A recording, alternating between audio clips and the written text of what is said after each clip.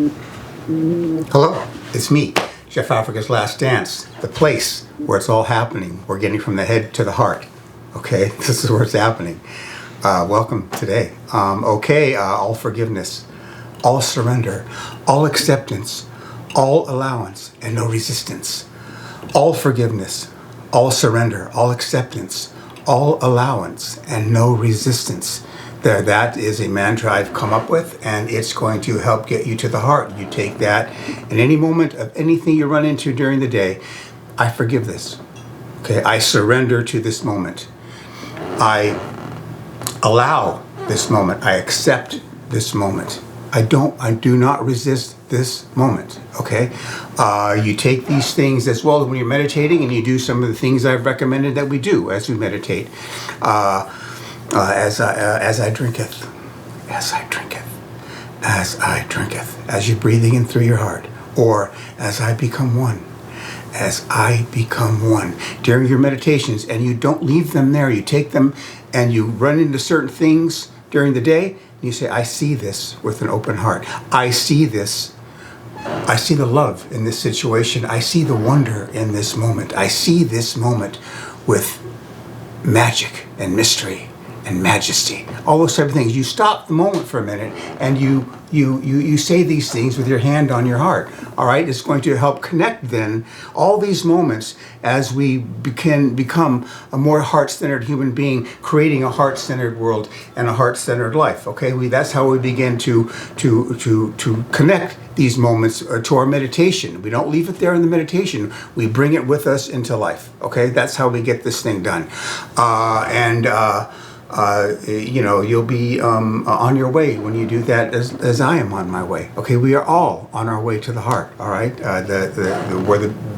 it's beginning of everything. A life in the heart really is the beginning of everything.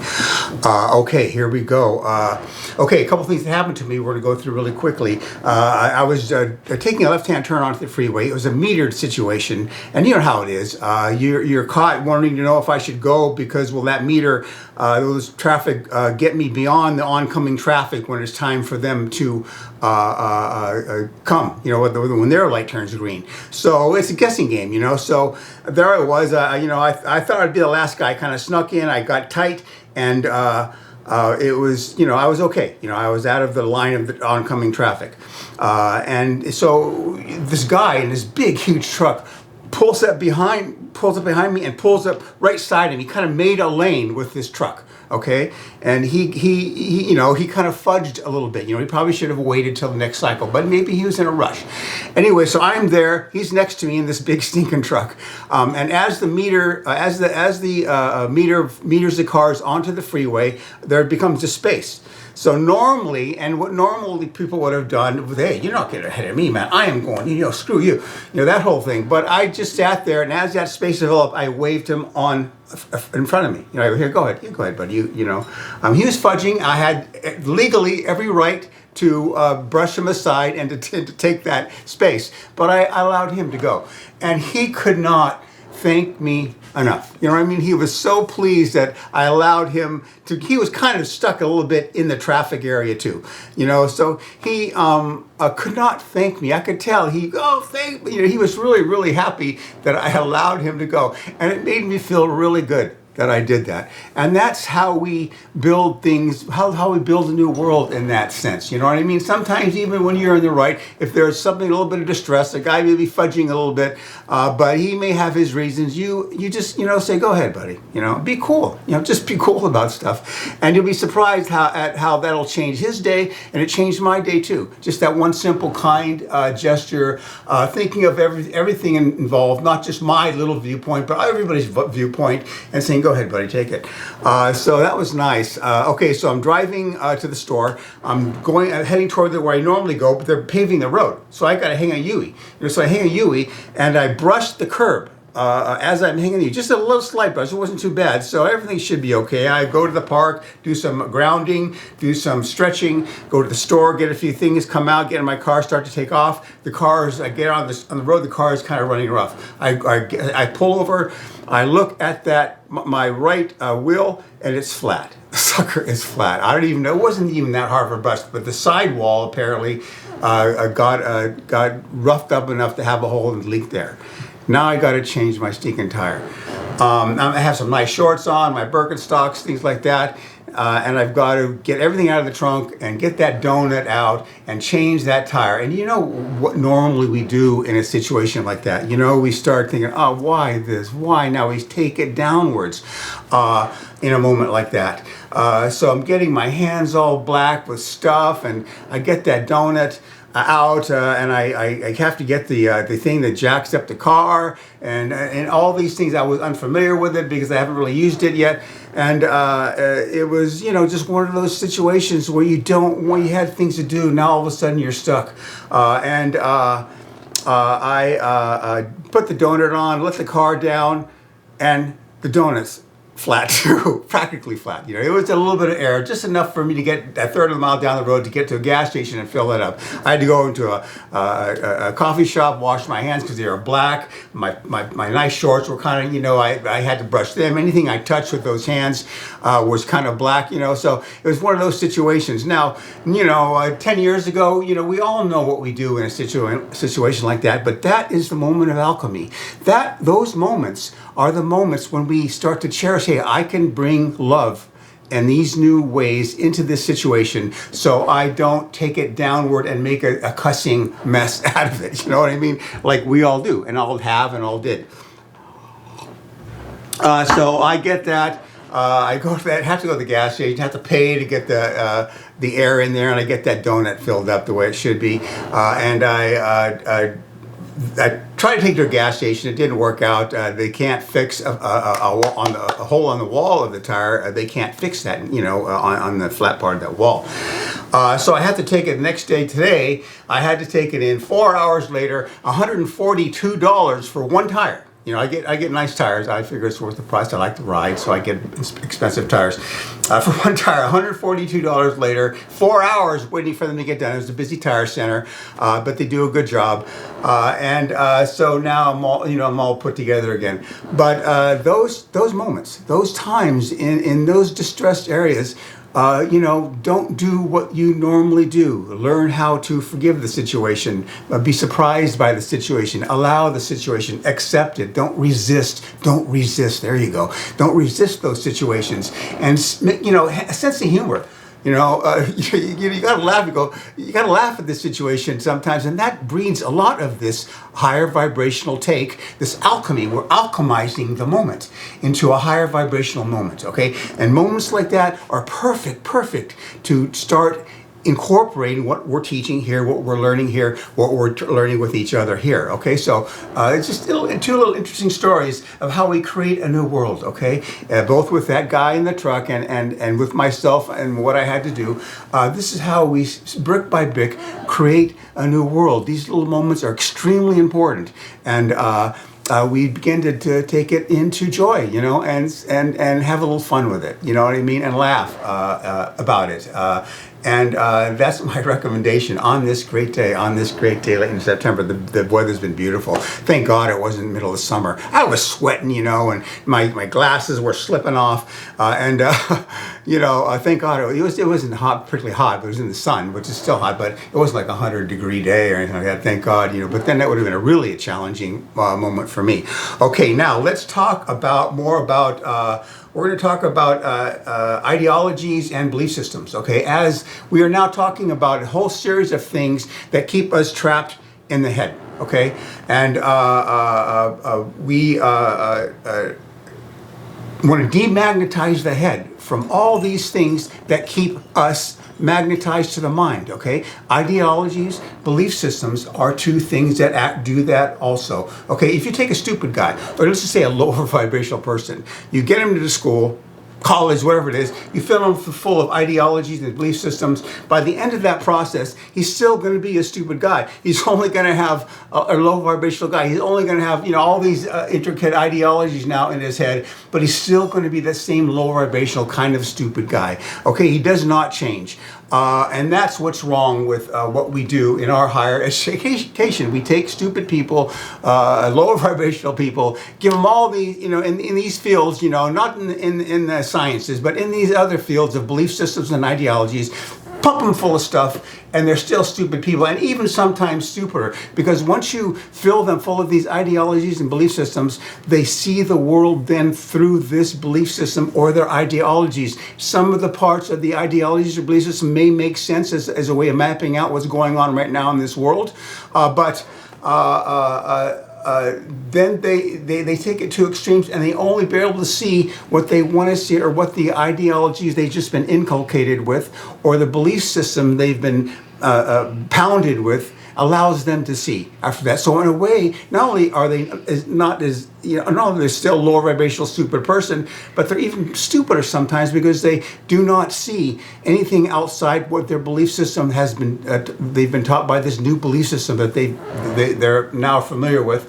They no longer see anything that is outside that. So that's why it's a mistake. And the mistake we are making is teaching these things and assuming that that's the educational premium. Yogis themselves are amused at how the Western societies think of education. It's educating the mind, but there are so much more to things. We all know that by now. Most of the people listening to this broadcast got to know there's so much more to life than just educating the mind. We have to think of inner growth, inner work, spirituality, movement toward spiritual truths, things like that. That's what we have to teach first, or at least alongside some of the stuff. But I say teach these things first. Yogis understand that. They know that our current higher educational system is going to get us nowhere, okay? And it's proven that to be the case. We have to teach our young people about inner knowledge, inner work, spiritual values. That's the things we have to teach them first. Long-held, truth-oriented, these values that are tried and true, and teach us about our ego and what our ego represents, and how to get out of just being an ego-centered human being. All those things we need to start teaching before we start filling them full of ideologies and belief systems. So yogis understand it, and they laugh. They laugh at us because they understand how foolish it is that we do that. Yogi said long, complicated, intricate philosophies and belief systems are unneeded and unnecessary to where we really want to go. If we want to go toward truth, these are unneeded and unnecessary, okay? It's all about raising vibration, ever-increasing awareness, ever-increasing alertness to them. That's what it's all about. And ever-increasing vibrational frequencies. That's what that's what they're into in India. That's what is going to make the difference. And all these, take any one you want. Ayn Rand's philosophy, objectivism, which I was into for a while. I'll explain it to you some of the time. But any of these, Sartre or Kant, or any of these long involved philosophical belief systems and ideologies aren't necessary. They're not. They really take away from the truth more than they lead to it. Okay. And even though some of them may make a certain sense in certain ways as far as the map is concerned of what's going on in this 3D reality, they're still believed or brought forth by lower vibrational people, but they have discipline in their minds, and it doesn't really change the vibration of what we are doing here on Earth. Once we get to the 5D reality, all these belief systems will be gone in a puff of smoke, okay? Because the way we are gonna set that up, it's a whole new ball game at that point, and it's going to be coming forth from this new vibration of the fifth love-based unity consciousness. Okay, so all these intricate, existential sort of things are useless, and are going to be useless, especially when we get to the fifth dimension. Who really understands most of that stuff anyway? What good really is it? That's what a yogi said, and they're the smartest people I know. Yogis from India are the most comprehensively intelligent people I've ever met, the ones that I have been involved with. And they're the ones that we seek the answers from, not intellectuals in collegiate universities, okay? They're children in a lot of ways. And I'll tell you exactly why in a second. Once again, teaching students ideologies, belief systems before we teach concepts of inner work, self-knowledge, egoism, ever-increasing alertness and awareness, what vibrational frequencies are all about. There's so much more to teach these days, and it's coming more and more to the fore with this as we develop into the fifth dimension. Is simply a mistake, okay?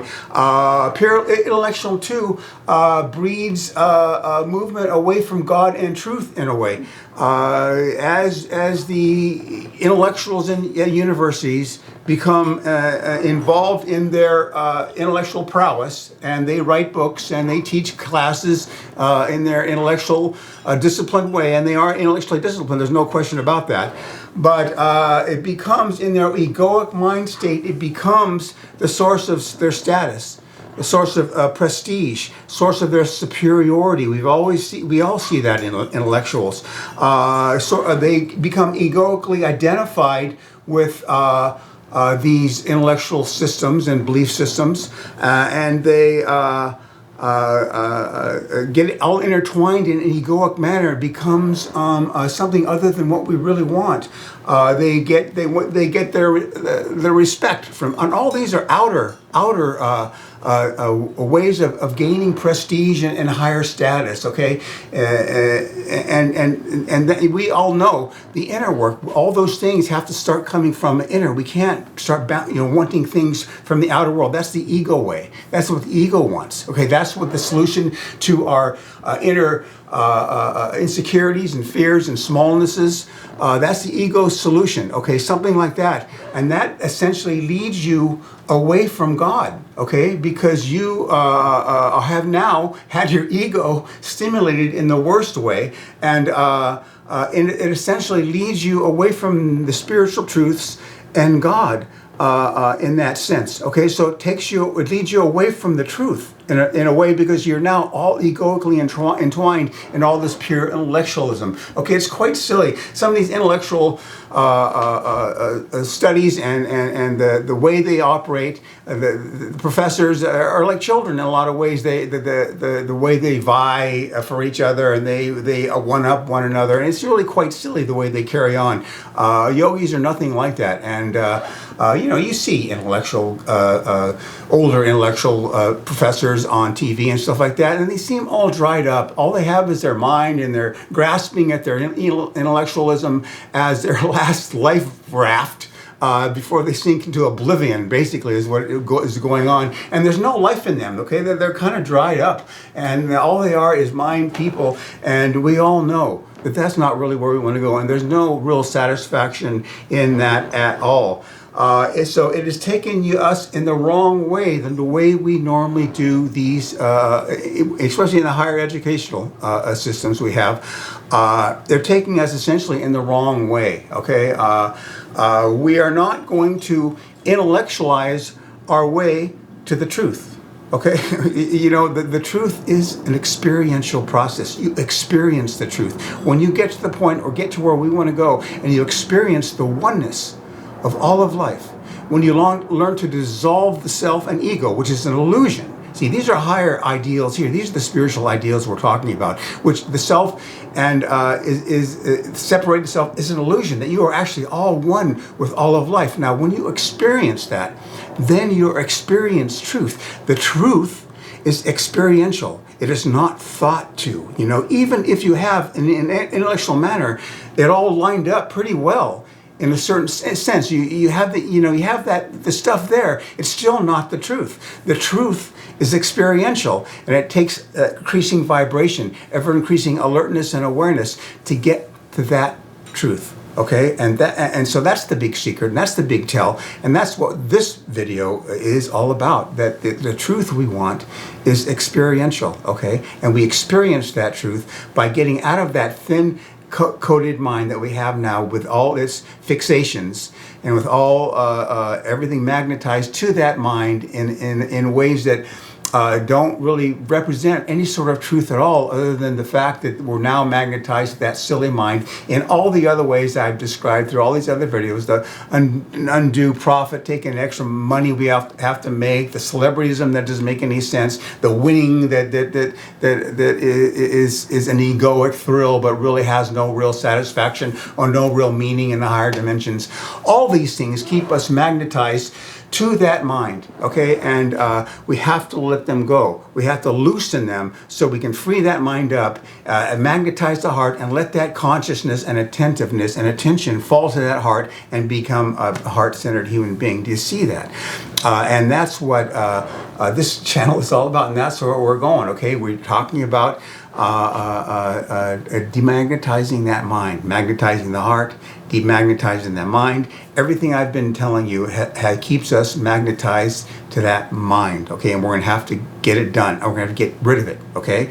So we get into a place where we can have that consciousness be more freeform and fall down into that heart and begin living from that heart-centered consciousness, okay? The most important thing in this video is the truth is experiential. The yogis know this. You experience the truth. Jesus experienced the truth, okay? He didn't talk the truth. He didn't intellectualize about the truth. Although the things he said, but he was saying it from the experiential of the truth, okay? What Jesus said comes from his experience of the truth, okay? That's the difference in his belief system, as opposed to an intellectual system that really is trying to get to the truth, but it will never get there, okay? Because it takes us in the opposite direction almost, for all the reasons I just said. We are getting, it's 21 minutes, good, huh? Okay, so let's hold it right there. That's a good talk. I hope I haven't gone too fast now. I'm ever trying to not get so excited and talk slower and relaxed and have spaces in between. It's more powerful that way. This one guy I listened to, a very, very good young kid, has that sense of inner stillness, and he talks out of that, and it's extremely powerful, really more so than what I do sometimes. Funny thought of the day. Okay, I'm cooking for this group of people. A couple of the people have Alzheimer's. They're older people, really sweet, wonderful people. Their minds are dissolving, and in a way that produces interesting effects before they get too serious about it. But this guy named John. Okay, he very much liked me and everything, and so he comes up to me one time and he has one of the servers, there with him, pretty little server, you know what I mean? And he, Alzheimer's at that point, they can't really get a whole sentence out or a whole thought out. So he has this girl goes, Jeff, I think this is this woman, and I think, but he doesn't really get it out. So I'm listening, I'm nodding my head, I'm looking at the girl, and we're both appreciating the moment. And I go, yeah, I think I understand, John. So I go try to understand what you're trying to say. So I go to the girl, I go, John's just said that me and you have to get with each other later. John has told John's trying to say that me and you have to get with each other later. And she goes, what she said? She goes, thanks, John. See, hot. I'm pretty hot. But, but it was just one of the funniest things that you could imagine. Seriously. Okay, and that's it for this video. So remember everything I told you, especially also, not only, but the truth is experiential, but take these meditative moments when you're actioning the heart, which I told you how to do, and we'll go through that. Next couple of videos are going to be, this will be it for now for the things that keep us trapped in our mind. We're going to do some reviews and make them as entertaining as possible. We'll go back into how do you magnetize the heart, and as we do that, we take them out into the day, and we start to link up those moments of the day and seeing the wonder and the miracle of this life and this time, especially to be alive. It's way more amazing than we can even consider what lies before us, that we're going to create a whole new world in the fifth dimension. And that's what our charge is. That's what our task is. Jesus, Mary Magdalene, they had John the Baptist, they had their task. This is our task here. This is just as important as that time back then in this moment here in this brilliant, wonder-filled, magic-filled, mystery, majesty-filled moment. That's what we're doing here, all right? Okay, that'll be it. What a beautiful, I think this is good. And it's short, 24 minutes. Good. So thanks for listening, and I hope you have a good day. Remember, your tire gets flat, make a moment out of it, okay? Make it fun, okay? And no matter what happens, just make it fun and don't take it too seriously, something like that. Thanks. Bye.